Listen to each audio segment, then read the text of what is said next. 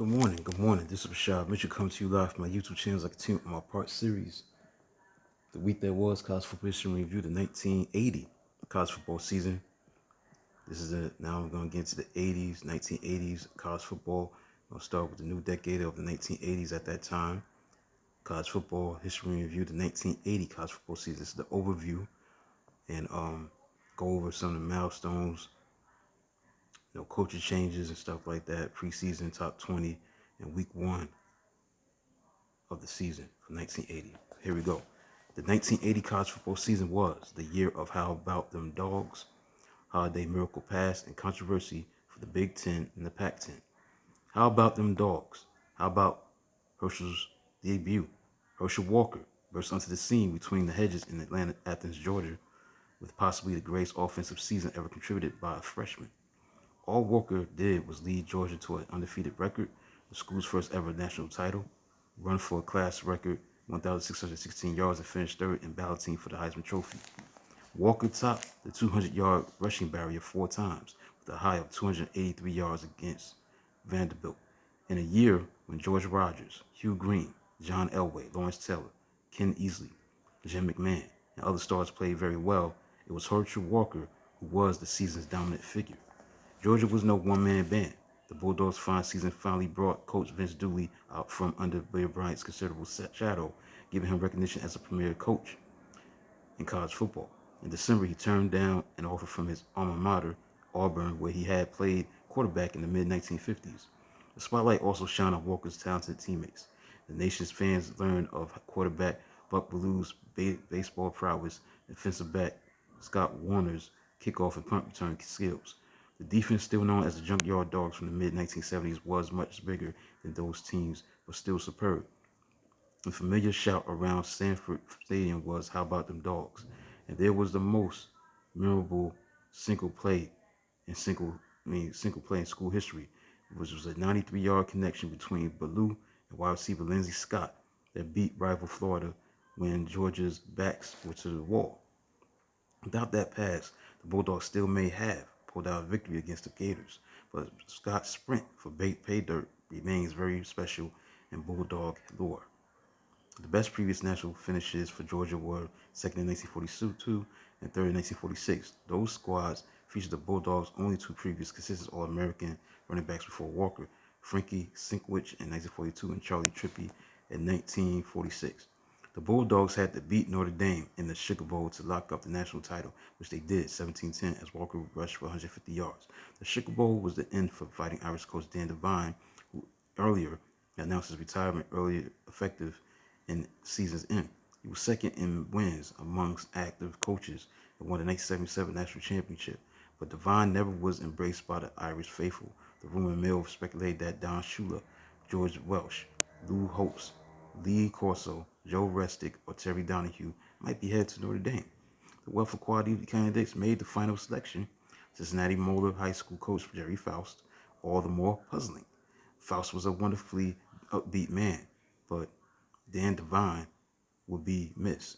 Meanwhile, Florida State played a tough schedule that included dates at Miami, Nebraska, and at home against Pittsburgh. The Seminoles inflicted the season-only defeat on eventual runner-up Pitt. As bowl season opened, both the Seminoles and Panthers were waiting in the wings for shots at the title. Pitt pummeled South Carolina by 37-9 in a Gator Bowl rout and slipped past Florida State in the final AP poll when Oklahoma rallied with a last-minute two-point conversion pass to beat Florida State 18-17 in the Orange Bowl. Florida State fared poorly with conversions in Miami's Little Havana Stadium, its two losses coming by 1 point each.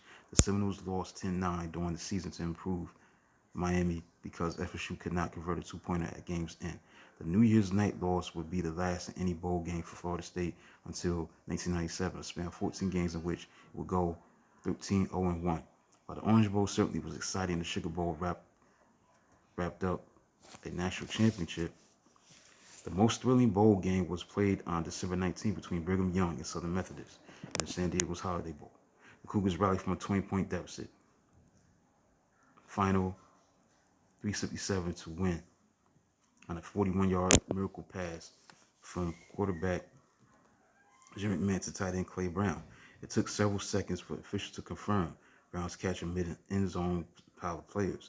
The game was over, BYU winning by a staggering 46-45 score.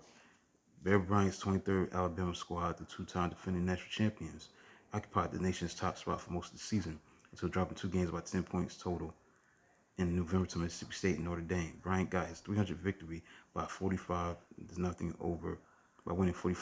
over Kentucky in October. He finished the year with 10 wins with the Cotton Bowl rout of Baylor, which was pretty good considering he suffered a stroke in August.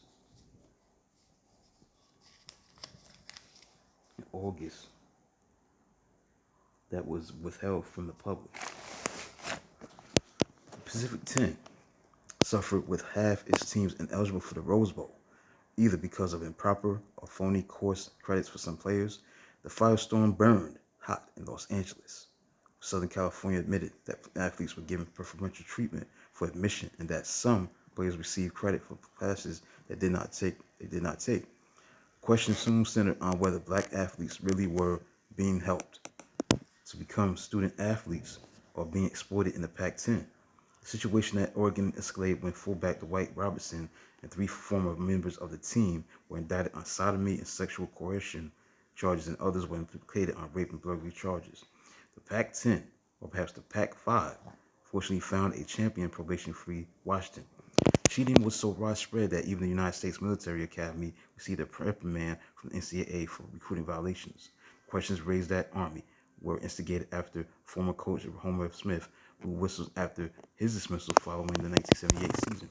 The Big Ten had a tough year, going a combined 10-17-1 in non-conference games, having only one team in the top 20 at mid-season. September 20th was the nadir as Big Ten teams combined to go 1-7. The sole victory was Indiana's 36-30 win over Kentucky on a last-second touchdown. The Big Ten also battled Illinois quarterback Dave Wilson in court over his junior college transcript and a number of eligible years left to him. Wilson won the right to play for 2 seasons, but in the off-season, that was overturned and he was done after one record-filled season. Meanwhile, Northwestern fired coach Rick Venturi after the season because of a 131-1 mark over 3 years. Not all news was bad for the Big Ten as Michigan finally won a Rose Bowl, its first New Year's win in Pasadena since January of 1965. Senior Purdue quarterback Mark Herman became the NCAA career passing leader with 9,188 yards. Other records fell as Brigham Young quarterback Jim McMahon became the first to pass for more than 4,000 yards with 4,571 yards in the season, and Neil Lomax put Portland State on the map when he became the all-division career passing leader with 13,220 yards. California signal caller Rich Campbell, whose season ended early with a knee injury, set accuracy records for career completion percentage 64.4%, season 70.7%. Washington quarterback Tom Flick set the single game mark with 94.1% on 16 of 17 passing versus Arizona on November 8th. Although for the 8th straight season, one running back South Carolina's George Rogers won the Heisman Trophy, passing was definitely on the rise as other records fell. Wilson of Illinois threw for 621 yards against Ohio State November 8th to break the single game mark by 70 yards. On the same day, Duke freshman Ben Bennett broke the ACC record with 469 yards. The passing boom of the early 1980s was in full swing. Running the football was not dead, though, however, proving that Oklahoma beat Colorado 82-42 on October 4th to set records for combined points by 2 teams in a modern contest and for team rushing yards with 758. In addition to another fine year for Pittsburgh, Eastern football made plenty of news in 1980, as Penn State coach Joe Paterno proposed a regional football conference that was shot down by Boston College and Syracuse, who were enjoying the new basketball-driven Big East. Penn State applied for Big East membership, but missed acceptance by 1 vote. Eastern football will forever feel the effects of that vote. Now, some of the milestones that took place for the 1980 season of college football: Rules Committee further defined chop block for safety purposes, and retreat block now allow pass protection blockers to extend their arms fully. And Air Force Academy joined Western Athletic Conference. So, let's continue on. Coaching changes. that took place. Now, we're going to start with the longest winning streaks. Entering the 1980 season, Alabama had the longest winning streak with 21 games that they won in a row. Pittsburgh had 10, and Oklahoma and Purdue had a tie for 7, was 7-game winning streaks entering the season for 1980. Coaching changes for the college football season for 1980. You had incoming coaches for Arizona, Larry Smith; Arizona State, Gerald Rogers; Pitt, Boston College, Jack McNeil; Bob Nazo, Columbia; Georgia Tech, Bill Curry; Illinois, Mike White; Jerry Stovall, Louisiana State; Bob Weber, Louisville; Michigan State, Frank Waters; New Mexico, Joe Morrison; Monty Kiffin, North Carolina State; Oregon State, Joe Avezzano; Stanford, Paul Wiggin; Tulane, Vince Gibson; West Virginia, Don Nehlen; and Wyoming, Pat Dye. The AP preseason poll for 1980, the top 20 looked like this. Number 20, Washington; 19, Auburn; 18, Penn State; 17, Missouri; 16, Georgia; 15, Stanford; 14, North Carolina; 13, Florida State; 12, Michigan; 11, Notre Dame. Number 10 was Texas. Number 9, Purdue; 8, Houston; 7, Nebraska; 6, Arkansas; Oklahoma; 5, 4, Southern California; 3, Pittsburgh; number 2, Alabama; number 1 team for the preseason poll was Ohio State. Now get into the week number 1 for 1980, September 6, 1980. I'll start on a Monday. This had to be on September 8th between Texas, number 10 team in the country, against number 6 Arkansas. About 2 top 10 teams, where Texas beat Arkansas 23-17. Facing fourth down on 2-yard line with Arkansas ahead 7-3. Texas coach Frank Akers passed up field goal attempt and gave ball to his best offensive player, CDB and tailback AJ Jam Jones. The tailback Jones ran for 165 yards on 29 carries, ran in first of his 2 touchdowns in the second quarter as the Longhorns went up for good. The Hogs had taken lead in earliest scheduled Southwest Conference game ever. A 39-yard touchdown reverse run by ever-dangerous wingback Gary Anderson. Jones' second scored 1-yard run that put Texas up 17-7 was set up by a 30-yard pass interference penalty, and quarterback Donnie Little's 28-yard throw to tight end Lawrence Sampleton. Virginia Tech beat Wake Forest 16-7. Virginia Tech employed stifling defense to hold the Deacons quarterback Jay Venuto in check, flooding passing lanes with defenders to prevent completions and make 7 coverage sacks. Virginia Tech surprised his passing too, as quarterback Steve Casey and Jeff Bolton, and each threw touchdown passes to wingback Sidney Snell. Hokie sent tailback Cyrus Lawrence rushing for 182 yards. Venuto was able to throw a 13-yard touchdown pass to leaping wide receiver Kenny Duckett that briefly gave Wake Forest 7-3 lead in second quarter. Florida State, number 13 team in the country, beat LSU 16-0 as the Seminoles of Florida State defense posted shutout and set up every point by forcing turnovers. So LSU lost the ball on season's first play as star Florida State nose guard Ron Simmons nailed running back Hokie Gajon to cause a fumble, recovered by nose defensive back Bobby Butler. Florida State kicker Bill Capice kicked a 34-yard field goal 4 plays later on LSU's next possession. Quarterback Alan Risher lost fumble recovered by omnipresent Simmons. This time it took 6 plays before Capice booted another 34-yard field goal. Down 6-0, Tigers went turnover free until second half, when fumble and interception were converted into 10 points for FSU. Another field goal by Capice and 3-yard touchdown run by tailback Sam Platt. Seminoles' offense was less than stellar. It gained 187 yards rushing and only 35 yards passing. Next, number 16, Georgia beat Tennessee 16-15. Georgia's high-flying season was almost grounded at start as Volunteers jumped up to a 15-0 lead behind quarterback Jeff Olszewski, who ran for touchdown through a 36-yard scoring pass to wide receiver Mike Miller. The Bulldogs rallied behind ballyhooed freshman tailback Herschel Walker, who had 84 yards rushing on 24 carries and 2 touchdowns, who made his debut in second quarter after Georgia scored safety. Walker made impact with game-turning play. He scored an inspiring 16-yard touchdown run that would have ended on a 10-yard line if not for Walker putting his head down and ramming future pro safety Bill Bates to turf. After breaking 2 more tackles, Walker scored, and Georgia's deficit was now 15-9. Olszewski made costly mistake with his fourth fumble in the fourth quarter fourth fumble loss by Tennessee, recovered on Vontae's 36-yard line, set up winning 9-yard touchdown run by Walker. Next, you had Notre Dame, the number 11 team in the country, facing number 9 Purdue, where Notre Dame won 31-10. With quarterback Mark Herman and backup quarterback Larry Gates injured. Freshman quarterback Scott Campbell.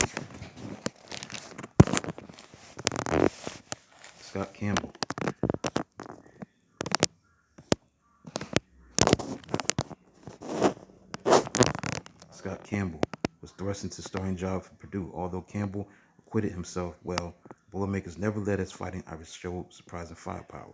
Notre Dame tailback Phil Carter emerged with 142 yards rushing, 3 yards shy of his interior 1979 total. While quarterback Mike Corby threw 9-yard touchdown run, 9-yard touchdown pass, 3 yards shy, 9-yard touchdown pass to tight end Tony Hunter and rushed for 63 yards. Corby tied Notre Dame's final 6-pointer from 14 yards out. Trailing 17-0 in the second quarter, Campbell completed 10 straight throws to rally the Boilermakers to 17-10 halftime deficit before Notre Dame defense adjusted, pressuring teenager and sacking him 7 times. Texas A&M beat Mississippi by a score of 23-20. Jackson had been Ole Miss season opener home and away from home, but Aggies handed Rebels first loss after 8 straight wins at Magnolia State Capitol. Win came because Texas A&M quarterback Mike Mosley barely outbattled Rebels quarterback John Forcade. Mosley completed 11 of 19, 128 yards, rushing for 116 yards, while opening scoring with 43 yards running. And after boosting A&M's lead to 23-14, 40-yard touchdown scamper in third quarter. Meanwhile, Forcade did his best to match Mosley going to air for 219 yards with touchdown passes of 8 yards and 49 yards to wide receiver Ken Toler. Forcade also dashed for 25 yards touchdown, but threw 4 interceptions, including crippling one return, 11 yards for touchdown by Texas A&M cornerback Dan Davis. And finally, Brigham Young against New Mexico State, where Brigham Young lost to New Mexico. New Mexico beat Brigham Young 25-21. Perhaps the day's most stunning result was registered in low-profile Albuquerque, because New Mexico quarterback Brad Wright passed and ran for 2 touchdowns to trigger a huge upset of 4-time defending WAC champions. Brigham Young quarterback Jim McMahon threw touchdowns of 9 yards and 21 yards to tight end Clay Brown. But Lobos, team that had whole summer to prepare, was able to build game plan that slowed high-powered Cougars offense. The Lobos kicker Pete Parks had ultimate up-and-down day, missing an extra point and shanking subsequent kickoff, but he nailed 4 critical field goals. So that concludes a look at the overview of the 1980 college football season and preseason top 20, etc. And obviously, week 1, September 6, 1980 of the college football season. I think the Monday game that was played between Texas and Arkansas was on September 8th. I'm just going to take a guess with that. Might be wrong, but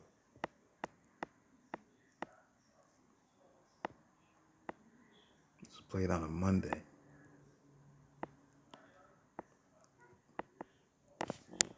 Or maybe it was played in August. I don't know, but it was on a Monday, though, between Texas and Arkansas that, when they played each other. Might be wrong with the date. But either way, September 8th, AP poll looks like this. Purdue was number 20. 19 was Washington. 18 Auburn. 17 Missouri. 16 Arkansas. 15 North Carolina. 14 Penn State. 13 Stanford. 12 Georgia. 11 Michigan. Top 10 round out is this. Number 10 Florida State. 9 Houston. 8 Nebraska. 7 Notre Dame. 6 Texas. Number 5 Southern California. Number 4 Oklahoma. Number 3 Pittsburgh. Number 2 Alabama. Number 1, Ohio State.